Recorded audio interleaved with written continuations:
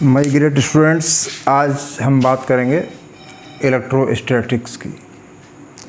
तो electrostatics basically क्या है कि चार्जेस की हम स्टडी करेंगे।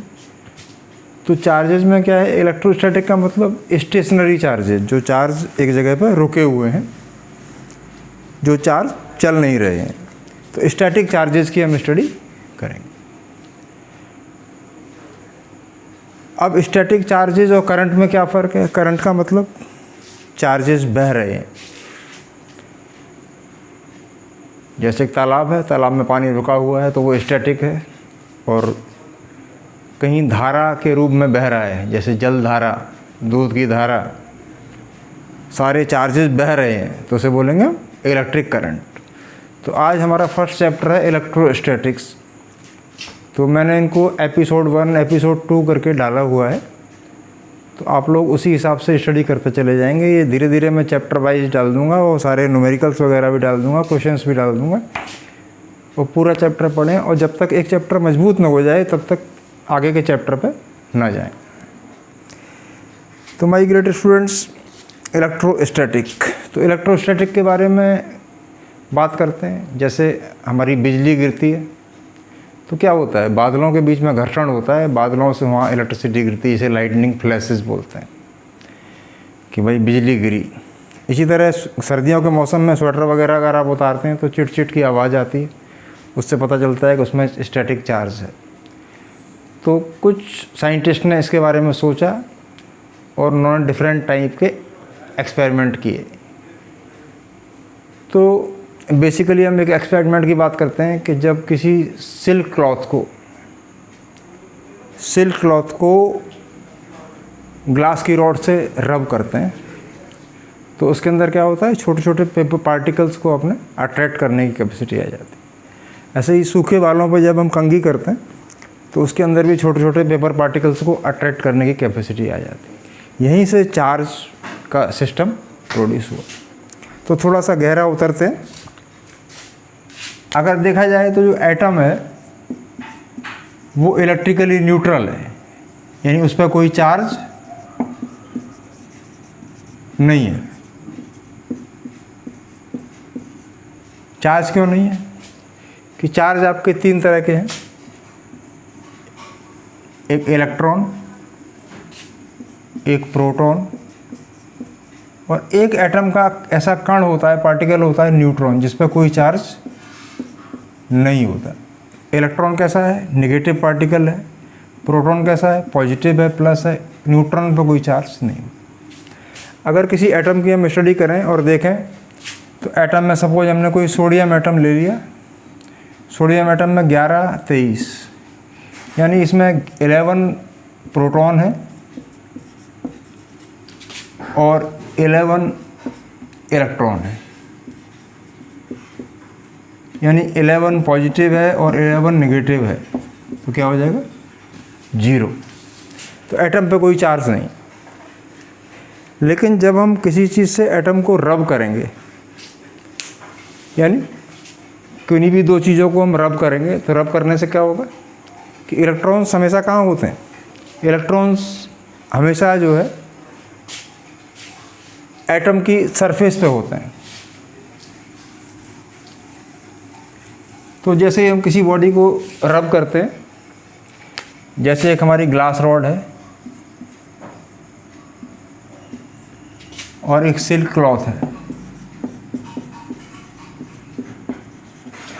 जब ग्लास रॉड को सिल्क क्लॉथ से रब करेंगे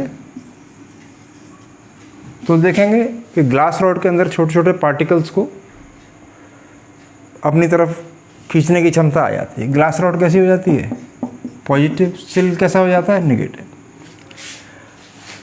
तो जब भी एटम में क्या है, कि इलेक्ट्रॉन और प्रोटॉन दोनों बराबर हैं, तो जब भी कोई बॉडी इलेक्ट्रॉन लूज करेगी, इलेक्ट्रॉन लूज करेगी तो कैसा चार्ज आएगा? निगेटिव। और जब इलेक्ट्रॉन को गेन करेगी तो कैसा चार्ज आएगा? सॉरी, उल्टा, इलेक्ट्रॉन को लूज करेगी तो पॉजिटिव चार्ज आएगा और इलेक्ट्रॉन्स को गेन करेगी तो नेगेटिव चार्ज आएगा। इट मीन्स यहाँ पर क्या हुआ कि ग्लास रॉड ने इलेक्ट्रॉन्स लूज किए और सिल्क क्लॉथ ने इलेक्ट्रॉन्स गेन करें। तो इसी के बेसिस पे सबसे पहला जो फंडामेंटल आपके यहाँ बना फिजिक्स में वो है फ्रिक्शनल इलेक्ट्रिसिटी। फ्रिक्शनल इलेक्ट्रिसिटी क्या है? ऐसी इलेक्ट्रिसिटी जो फ्रिक्शन से प्रोड्यूस होती है।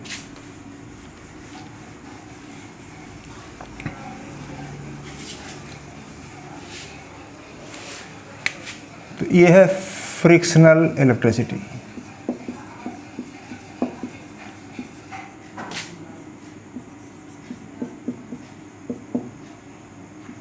फ्रिक्शनल इलेक्ट्रिसिटी, जिसे फ्रिक्शन माने रगड़ना, तो इसको कह सकते हैं it is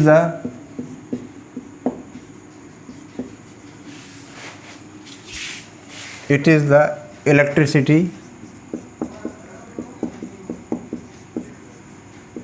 produced by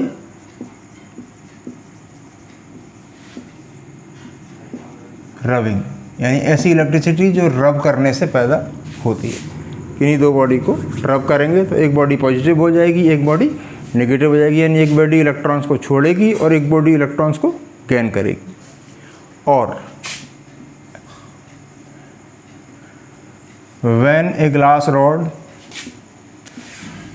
a glass rod is rubbed with silk, when a glass rod is rubbed with silk, then it acquires power to attract light bodies.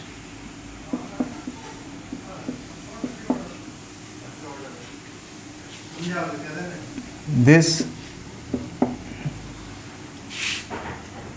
phenomenon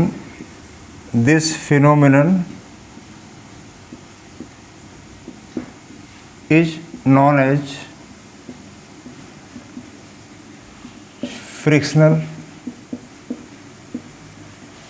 electricity. तो frictional electricity की दो definition हो सकती है। आप लिख सकते हैं it is the electricity produce by rubbing, और कह सकते हैं when a glass rod is rubbed with silk then it acquires power to attract light bodies. This phenomenon is known as frictional electricity. इसको आप नोट कर लें।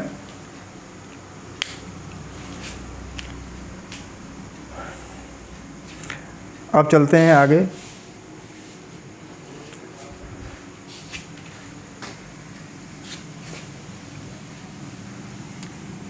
Conservation of charge.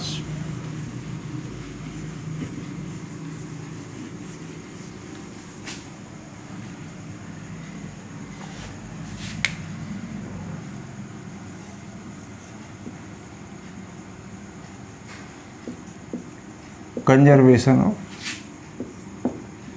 Charge. तो my great student, charge जो है universe में constant है, जितना है उतना ही है। न तो हम कोई नया चार्ज बना सकते हैं, न चार्ज को हम डिस्ट्रॉय कर सकते हैं। बस केवल क्या होगा कि ट्रांसफ़र कर सकते हैं, एक बॉडी से दूसरी बॉडी पर चार्ज जा सकता है, लेकिन चार्ज जितना भी है उतना ही रहेगा। तो इसकी पहली डेफिनेशन है कि charge it states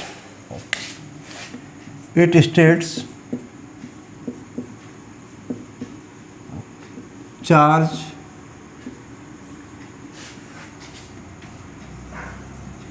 neither be created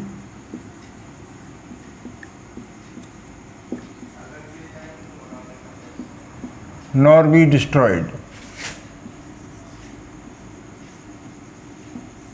ना तो चार्ज को हम बना सकते हैं ना चार्ज को ख़त्म कर सकते हैं। चार्ज बॉडी में जितना है, पूरे यूनिवर्स में चार्ज जितना है उतना ही रहेगा। और करके एक डेफिनेशन भी हो सकती है, दूसरे वर्ड्स में कह सकते हैं, in an isolated system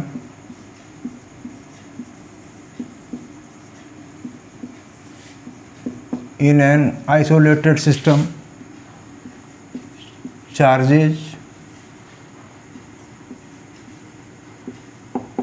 remains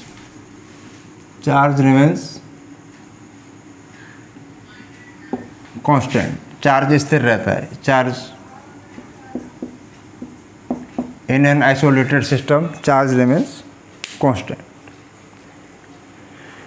तो कंजर्वेशन ऑफ चार्ज आपकी समझ में आ गया होगा स्टूडेंट्स के भाई ना तो चार्ज को आप बना सकते हैं ना ख़त्म कर सकते हैं, केवल एक बॉडी से दूसरी बॉडी पर ट्रांसफ़र कर सकते हैं। इसके बाद आगे चलते हैं।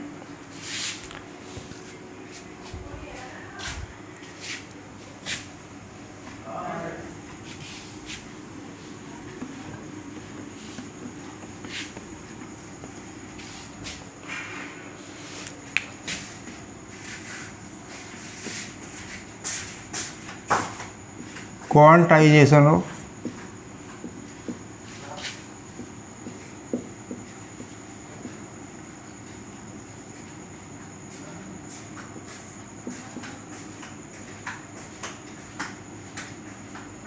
चार्ज।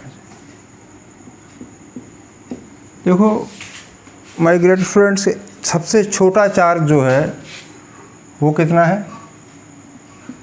1.6 × 10⁻⁻19 कूलम। कूलम चार्ज का यूनिट है, ऐसा यूनिट है। इससे छोटा कोई चार्ज हो ही नहीं सकता।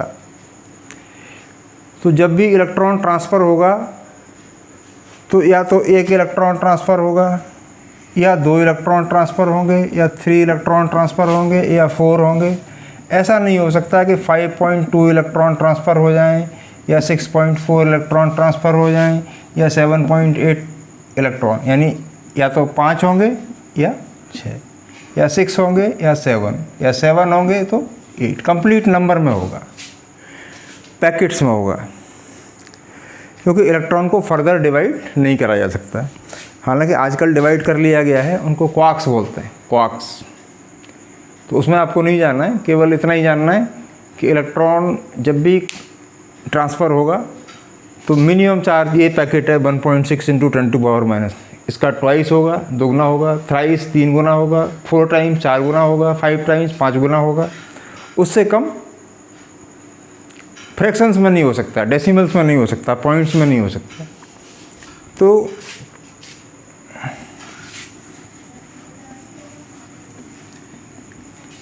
मैं थोड़ा सा अगर ले लैंग्वेज में बोलूँ तो मैं इसको ऐसे बोल सकता हूँ,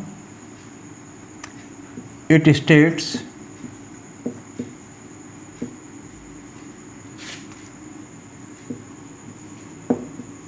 during the process of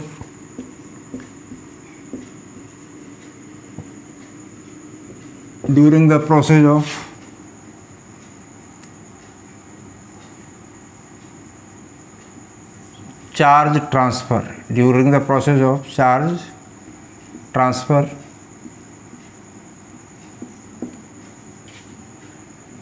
electrons always participate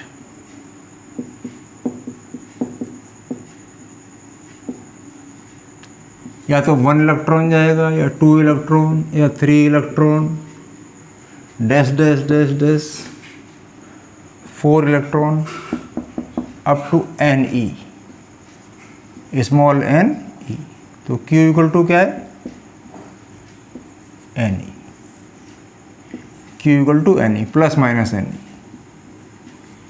electron lose करेगा तो पॉजिटिव चार्ज डेवलप होगा, और इलेक्ट्रॉन गेन करेगा तो नेगेटिव चार्ज डेवलप होगा। तो ऐसे कह सकते हैं क्वांटाइजेशन ऑफ चार्ज में कि कोई भी इलेक्ट्रॉन 1, 2, 3, 4 कंप्लीट नंबर में होगा, 5.5, 6.5, 3.2 ऐसा कुछ नहीं हो सकता। It states during the process of charge transfer, electrons always participate integral multiple of always participate 1e 2e. इसके आगे इसमें लगा दो always participate integral multiple of integral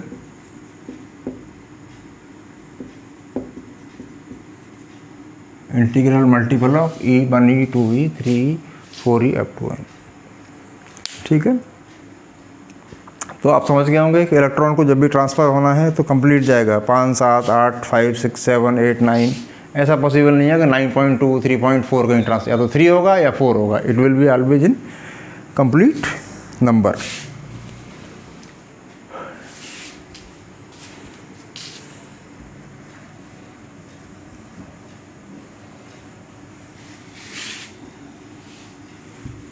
आप साथ साथ में नोट करते चल रहे हैं, नहीं तो यूट्यूब को बैक करके भी आप इसको नोट कर सकते हैं. इसके बाद आता है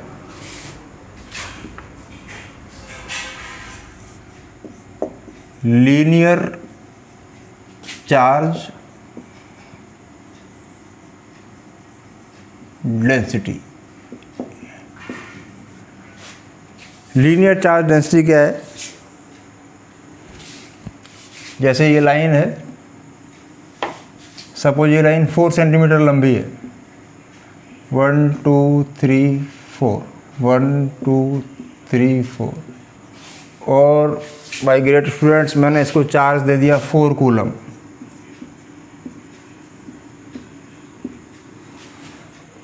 तो 4 को 4 से डिवाइड करेंगे तो ये आ जाएगा 1 कूलम पर सेंटीमीटर, यानी 1 सेंटीमीटर के हिस्से में कितना आ रहा है? 1 कूलम. तो इसको बोलते हैं लीनियर चार्ज डेंसिटी, यानी 1 लंबाई के हिस्से में कितना चार्ज आ रहा है. अगर बाई चांस ये 8 कूलम होता और 8 कूलम पर 4 सेंटीमीटर लंबाई होती तो इसको हम 8 को 4 से डिवाइड कर देते, तो ये कितना हो जाता है? 2 कूलम पर सेंटीमीटर. यानी अब 1 सेंटीमीटर के हिस्से में कितना आ रहा है? 2 कूलम. 2 2 2 2. तो इसको बोलते हैं, कह सकते हैं it is defined as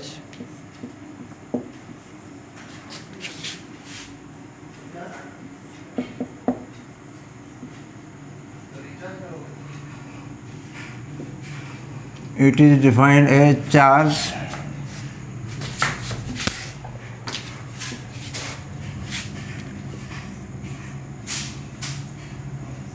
per unit length.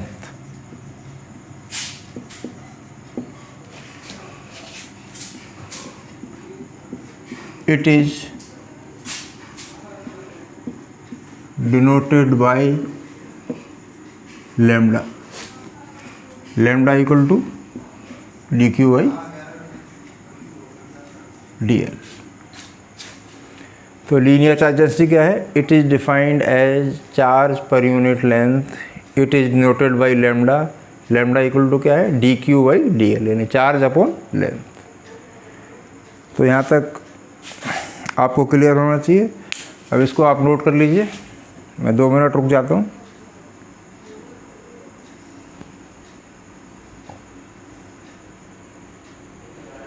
तो फिजिक्स कोई मुश्किल सब्जेक्ट नहीं है, लेकिन इसको लोगों ने ऐसे ही बना रखा है क्योंकि ज़्यादातर लोग उस सब्जेक्ट को गहराई से समझते रहिए. गहराई से समझेंगे तो ये बड़ा आसान सब्जेक्ट है. एक बार पकड़ में आना है, क्योंकि ये लॉजिकल है. इसमें हर जगह लॉजिक है, और लॉजिक को आपने समझ लिया सिस्टमेटिकली, फिर आपको कोई दिक्कत नहीं होगी. लेकिन जनरली क्या होता है कि हम बुक्स की कंफ्यूजिंग लैंग्वेज में फंस जाते हैं और हमारे माइंड में कॉन्सेप्ट डेवलप हो जाता है कि we are not able to understand physics. तो जितने भी मेडिकल या इंजीनियरिंग में जो लोग एंट्रेंस लेते हैं बोर्ड के अलावा, तो उनको यही दिक्कत आती है कि वो डरे हुए होते हैं फिजिक्स से. तो आपको डरना नहीं है, मेहनत तो करनी पड़ेगी पूरी. बिना मेहनत के तो कुछ होने वाला नहीं है,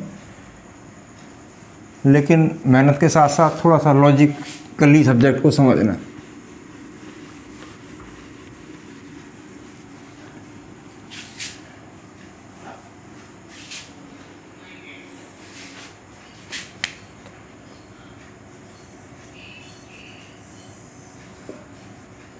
सरफेस चार्ज डेंसिटी।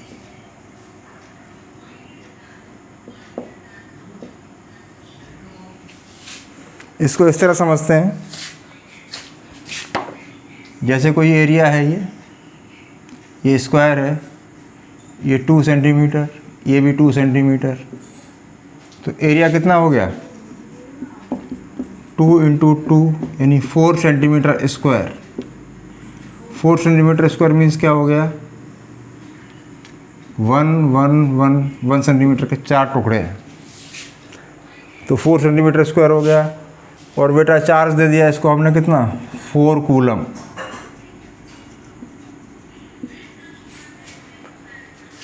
तो चार्ज को एरिया से डिवाइड कर दें Q/A, तो कितना आ जाएगा 4/4, मतलब 1 कूलम पर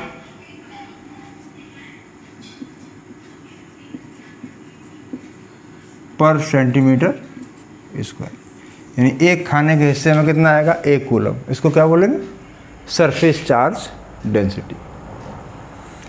इसको डिफाइन कर लेते हैं, ये तो खाली आपको समझाने के लिए है।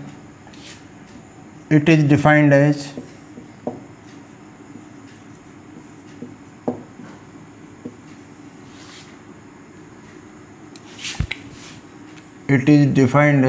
Charge per unit area. It is defined as charge per unit area. It is denoted by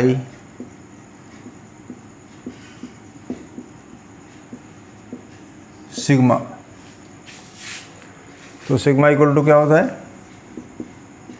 dQ/dV, charge upon dQ/d है चार्ज अपॉन एरिया।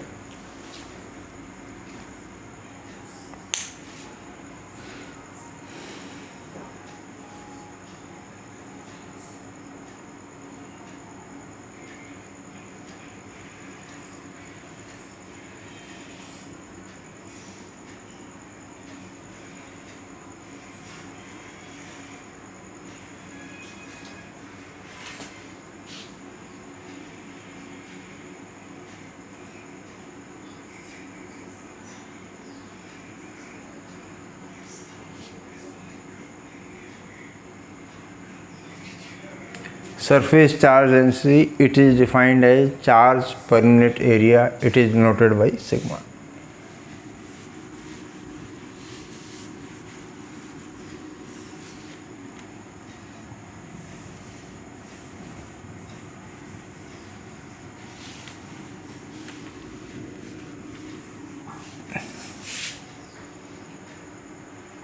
अब इसके बाद आता है, देखिए like charges repels.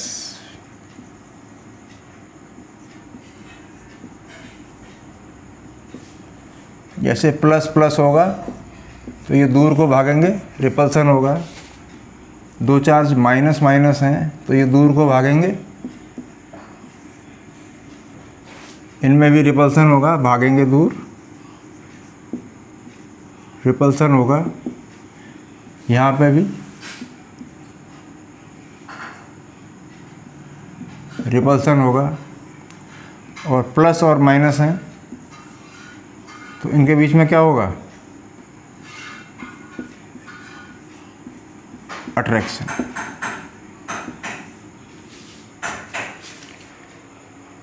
Plus minus में अट्रैक्शन होगा, प्लस प्लस में दूर भागेंगे, ये पास पास आएंगे। तो इसी पे एक साइंटिस्ट थे, उन्होंने एक रूल बनाया, साइंटिस्ट का नाम था कूलम। तो कूलम ने एक रूल बनाया, वो रूल था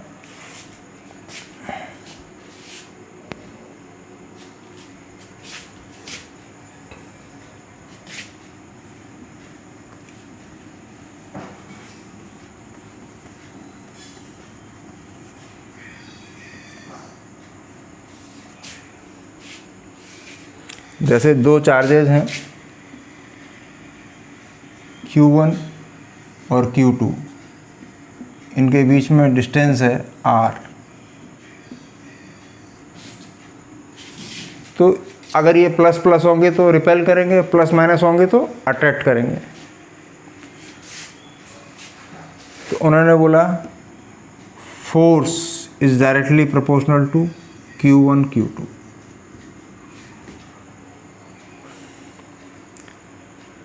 और जैसे ही इनकी बीच की दूरी बढ़ती जाएगी तो ये फोर्स कम होता जाएगा।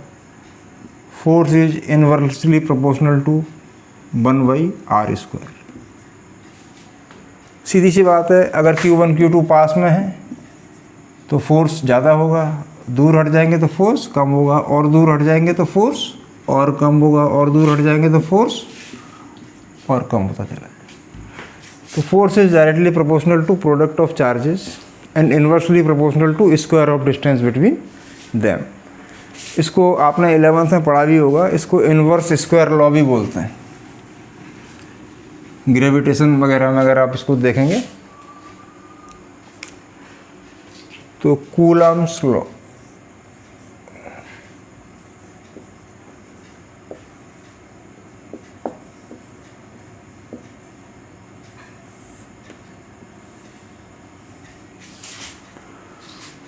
तो कूलम्स लॉ क्या कहता है, मैं लिख देता हूँ, नोट कर लीजिए आप। It states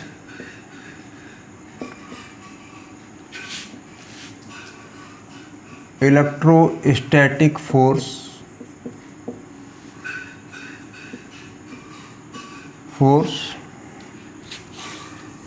of it states electrostatic force of attraction or repulsion. It states electrostatic force of attraction, या तो अट्रैक्ट करेंगे या रिपेल करेंगे, between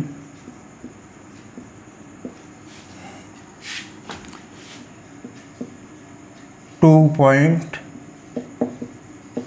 charges. It states electrostatic force of attraction और repulsion between 2 point charges is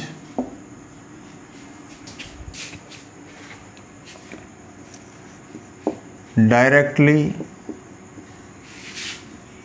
proportional to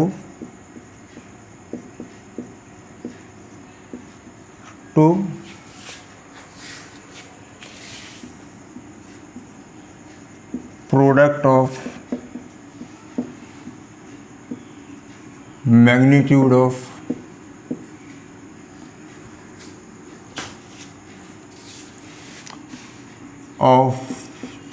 and inversely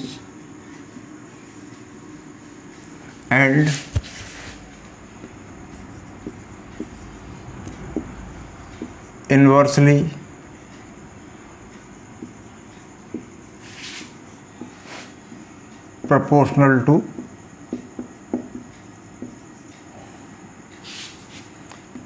to the square of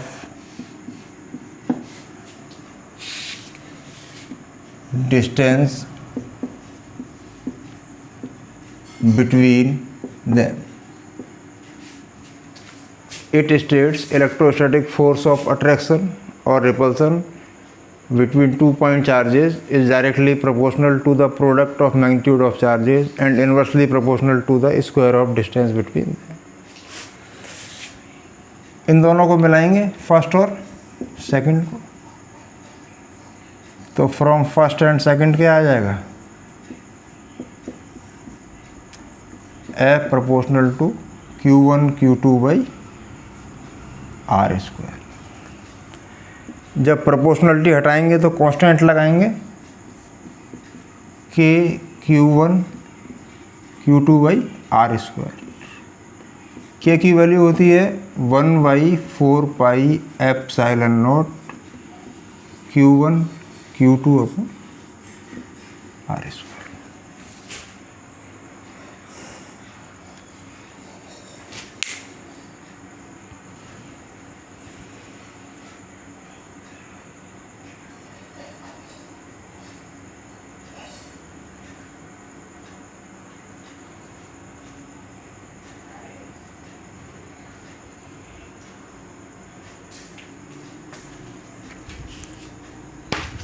इसको note कर लीजिए आप लोग।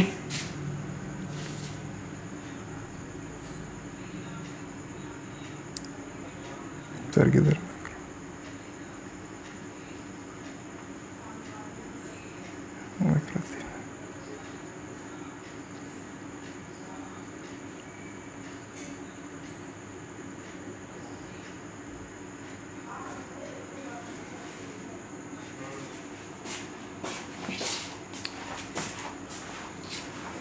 फिर देख लीजिए, इलेक्ट्रोस्टैटिक फोर्स ऑफ अट्रैक्शन और repulsion between 2 point charges is directly proportional to the product of magnitude of charges and inversely proportional to the square of distance between them.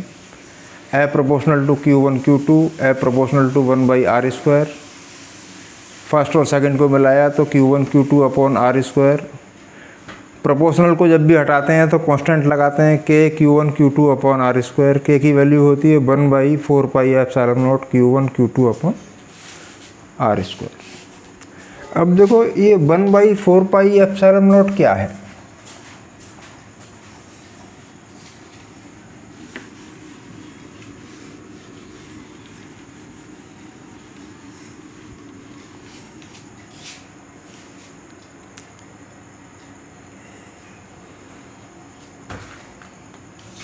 अब यहाँ तक आपने नोट कर लिया होगा।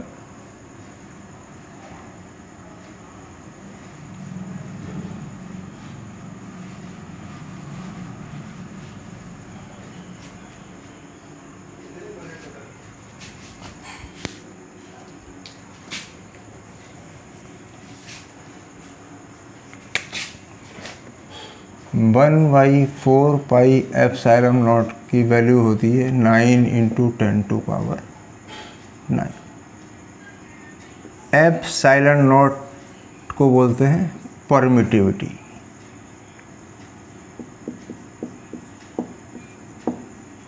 परमिटिविटी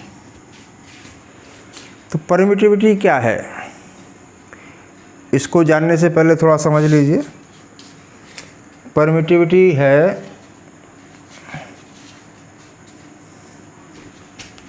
जैसे कोई दो चार्जेज हैं Q1 Q2। स्टूडेंट्स, अगर इनके बीच में कोई एयर है, फिर Q1 Q2 के बीच में कोई प्लास्टिक है, तो यहाँ पर अट्रैक्शन रिपल्सन ज़्यादा होगा और यहाँ पर कम होगा।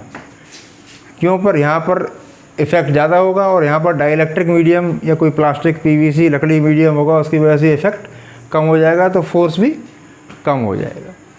तो परमिटिविटी को कह सकते हैं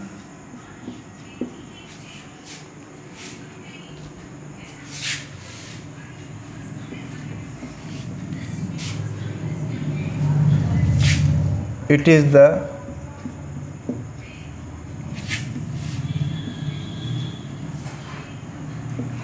ability of medium, it is the ability of medium allow to pass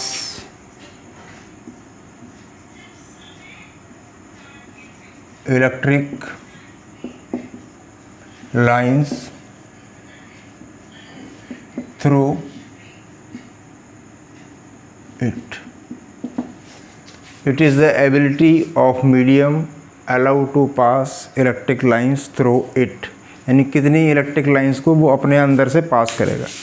तो हवा में हमेशा परमिटिविटी ज़्यादा होगी और दूसरे मीडियम में परमिटिविटी हमेशा कम होगी। यहाँ तक नोट कर लीजिए।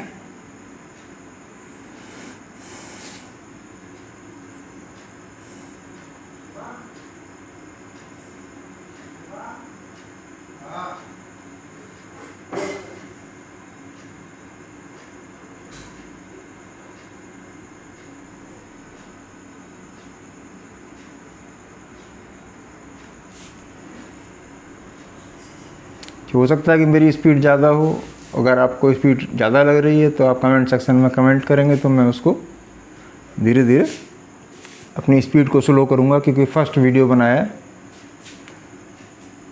तो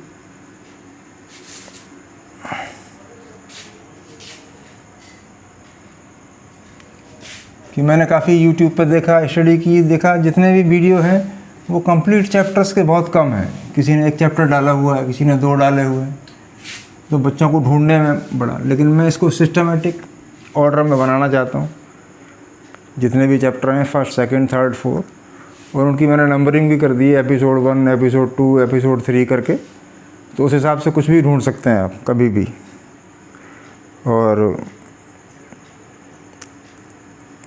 वो आपको बिना टीचर की गाइडेंस के आपको समझ आना चाहिए।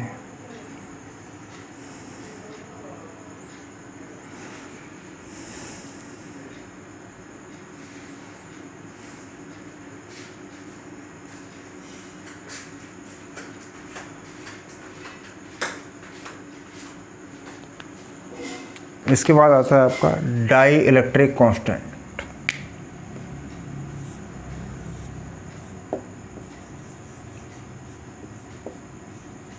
डाई इलेक्ट्रिक कांस्टेंट, या इन अदर वर्ड्स इसको बोलते हैं रिलेटिव परमिटिविटी। रिलेटिव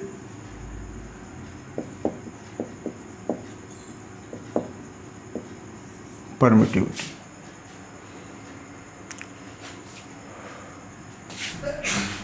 तो कहीं कहीं इसको के से शो कर देते हैं, या इसको ऐसे भी बोल सकते हैं ई relative.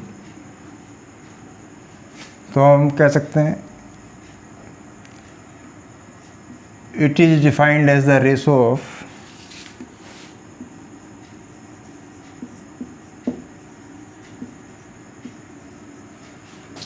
it is defined as the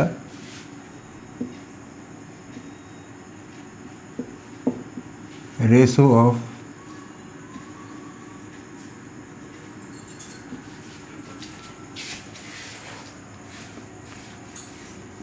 permittivity of medium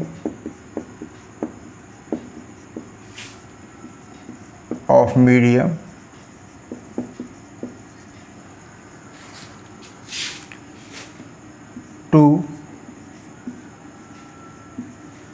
permittivity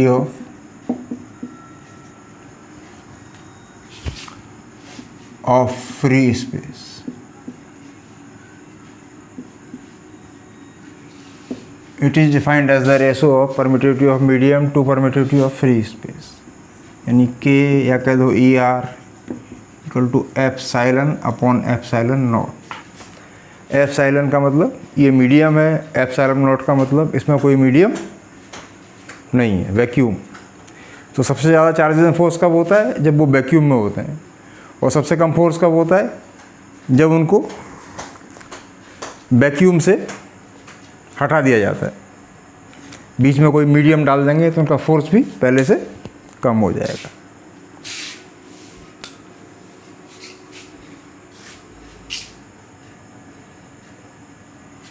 देख लो आप, डाइलेक्ट्रिक कांस्टेंट के कह सकते हैं, ई रिलेटिव कह सकते हैं, या रिलेटिव परमिटिविटी कह सकते हैं।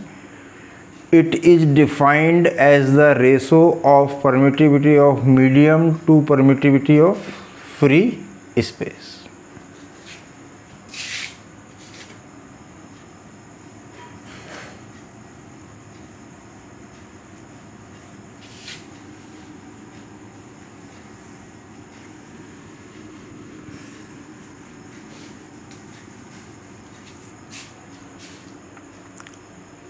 अब आता है एक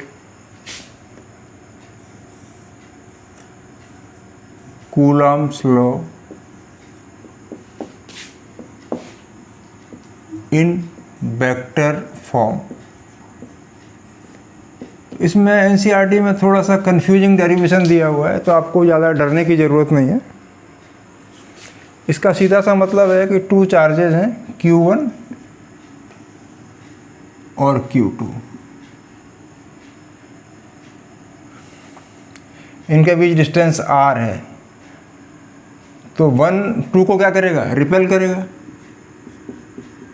F12, यानी फोर्स एट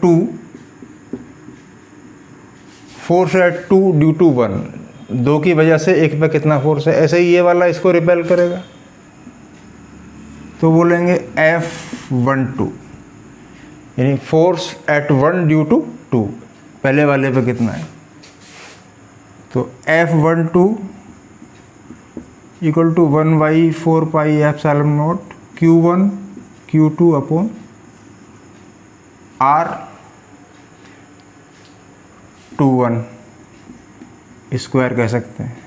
ऐसे ही सेकंड का फर्स्ट वाला लगेगा, वो भी इतना ही लगेगा, बराबर होगा F/4πε0 Q1 Q2 R12 square.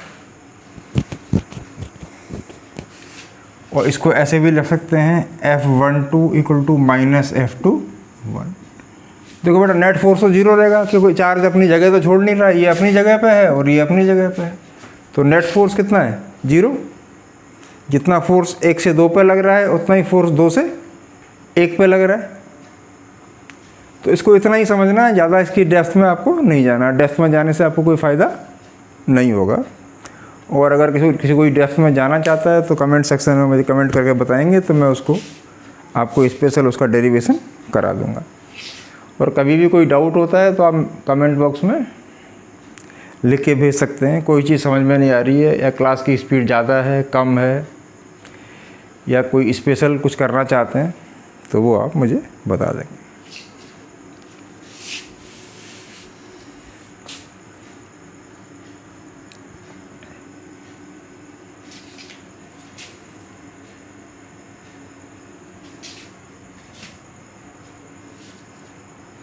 धीरे धीरे इसको आप नोट कर लें।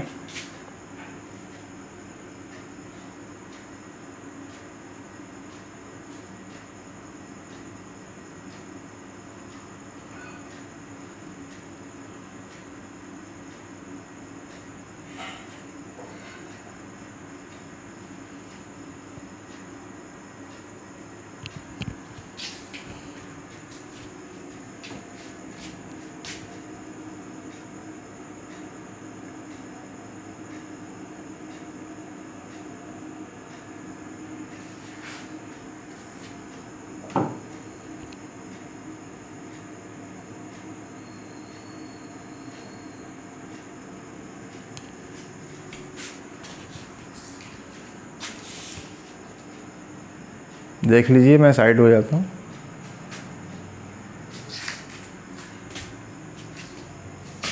अब मैं धीरे धीरे इसको रब कर रहा हूँ, और किसी को दिक्कत हो तो वो YouTube पे बैक करके भी इसको देख सकते हैं।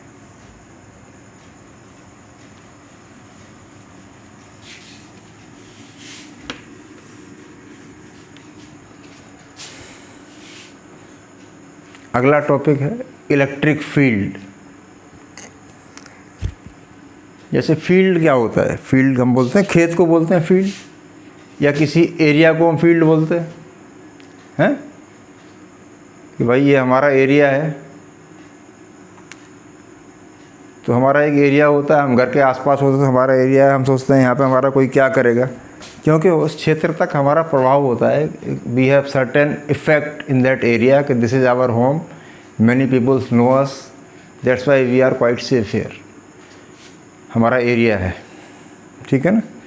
जंगल में लॉइन का भी एक एरिया होता है, उस एरिया में कोई दूसरा शेर नहीं आता, वहाँ पर वही शिकार करेगा। तो सेम यहाँ पे चार्जेस का जो इफ़ेक्ट है, चार्ज की जो एक चार्ज जो है वो दूसरे चार्ज को या तो खींचेगा या रिपेल करेगा, उस इफ़ेक्ट को बोलेंगे इलेक्ट्रिक फील्ड। तो इलेक्ट्रिक फील्ड क्या है my great students? Electric field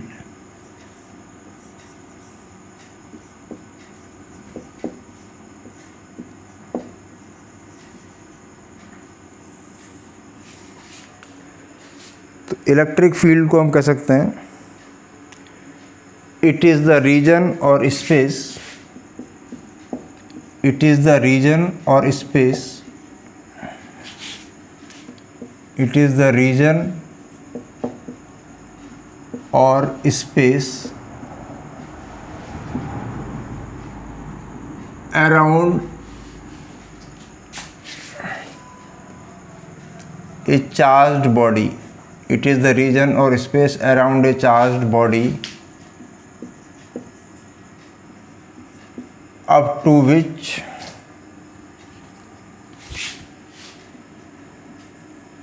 up to which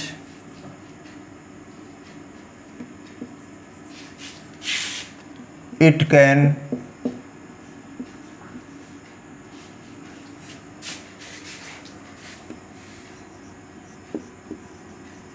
attract or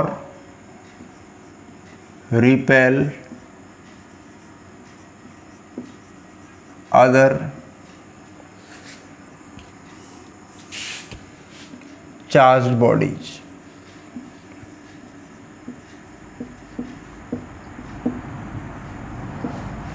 किसी भी charge, it is the region or space around a charge body up to which it can attract or repel other charge body. यानी किसी भी charge के around ऐसा area जहाँ तक वो दूसरे चार्जेस को या तो अट्रैक्ट करेगा या रिपेल करेगा।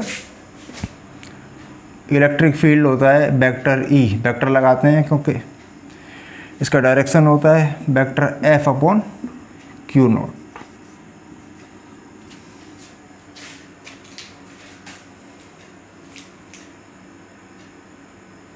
It is the region or space around a charged body up to which it can attract or repel other charged bodies is known as electric field. Is known as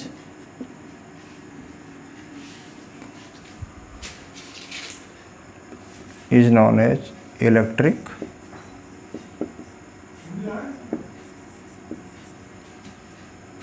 it is the region or space around a charged body up to which चुप करा इसको, up to which it can attract or repel other charged bodies is known as electric field. It is the region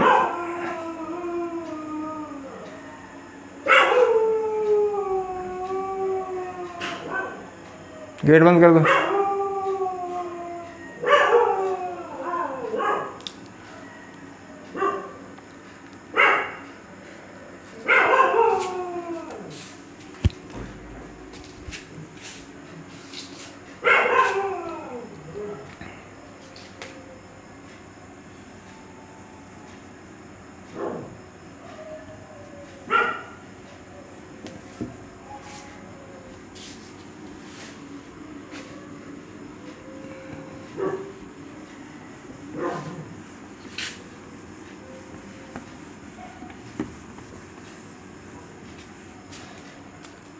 तो मैंने बताया था कि जैसे कोई, समझने के लिए बता रहा हूँ, जैसे कोई प्लस चार्ज है, अब इसके पास कोई प्लस लाएंगे तो क्या करेगा, रिपेल करेगा। माइनस लाएंगे तो अपनी तरफ अट्रैक्ट करेगा। प्लस लाएंगे तो रिपेल करेगा।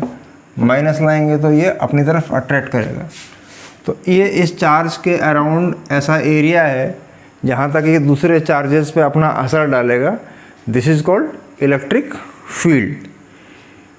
कि जहाँ तक वो दूसरे चार्जेस को अट्रैक्ट या रिपेल करेगा उसे क्या बोलते हैं, इलेक्ट्रिक फील्ड। अब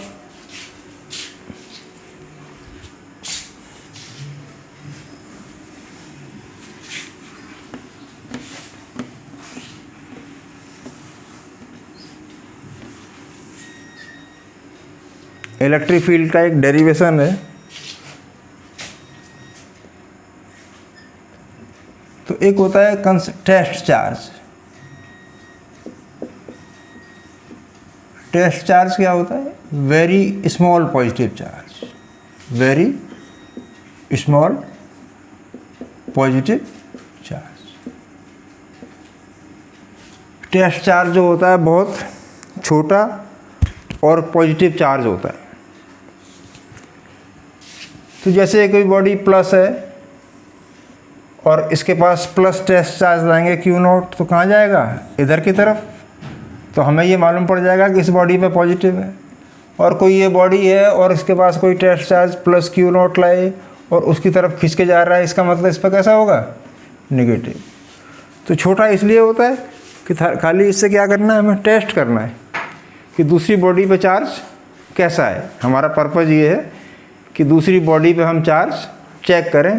तो छोटा सा टेस्ट चार्ज रखते हैं, जैसे बिजली आ रही है नहीं आ रही है, इलेक्ट्रिक करंट आ रहा है नहीं आ रहा है, तो हम जेब में एक टेस्टर रखते हैं और टेस्टर से पता कर लेते हैं कि भाई इस पे करंट तार में है या नहीं। तो टेस्टर में छोटा सा बल्ब लगा होता है कि हमारा पर्पज़ क्या है, टेस्ट करना। ज़्यादा बड़े बल्ब का वहाँ कोई कॉमन सेंस नहीं बनता। तो टेस्ट चार्ज हमेशा एक छोटा और पॉजिटिव चार्ज होता है, केवल टेस्ट करने के लिए। इसके बाद आता है एक इलेक्ट्रिक फील्ड का डेरिवेशन।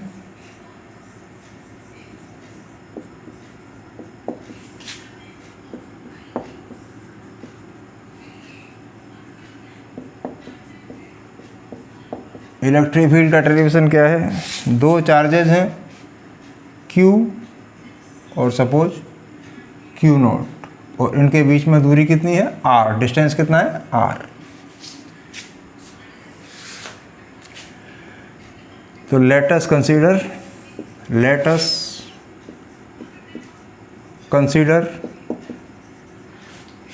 two charges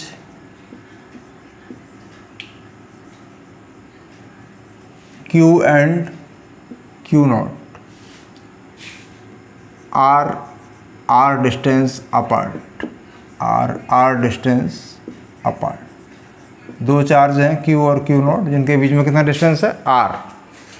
तो बेटा इनके बीच में फोर्स कितना हो जाएगा, F equal to 1/4 pi epsilon naught Q naught by R square.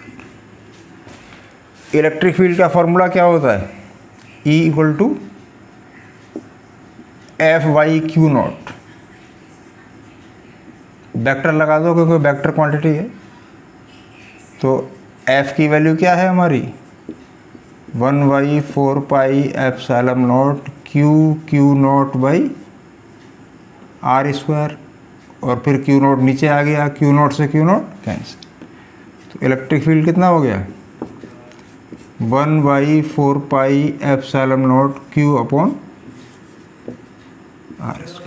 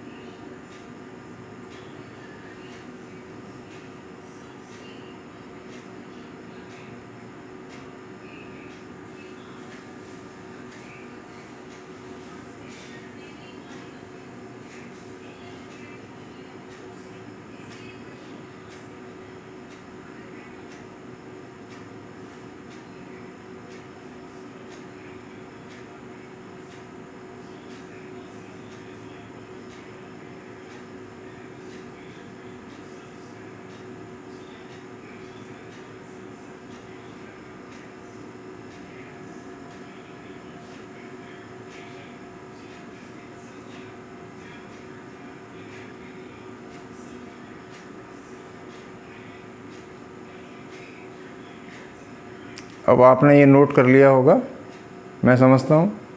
तो आज की क्लास यहीं एंड है। अब इससे आगे के टॉपिक एपिसोड 2 में डिस्कस करेंगे। धीरे धीरे मैं आपको सारे न्यूमेरिकल सारी चीज़ें, हर चीज़ बताऊँगा, बोर्ड में किस टाइप के क्वेश्चंस आते हैं। ये सारी बेसिक चीज़ें हैं, इनको लर्न करना बहुत ज़रूरी है।